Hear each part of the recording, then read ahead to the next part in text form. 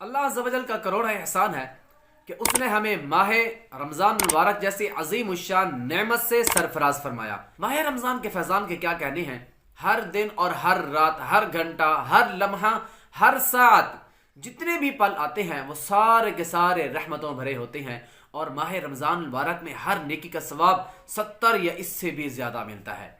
نفل کا ثواب فرض کے برابر ہوتا ہے اور فرضوں کا ثواب 70 گنا بڑھا دیا جاتا ہے، اور عرش اٹھانے والے فرشتے روزے داروں کی دعاؤں پر آمین کہتے ہیں۔ کتنا پیارا مہینہ ہے کہ جب انسان اس کے اندر فرض روزے رکھتا ہے تو عرش اٹھانے والے فرشتے بھی ان کی دعاؤں پر آمین کہتے ہیں۔ اور فرمان مصطفیٰ صلی اللہ علیہ وسلم کے مطابق رمضان کے روزے داروں کے لیے مچھلیاں افطار تک دعائے مغفرت کرتی رہتی ہیں۔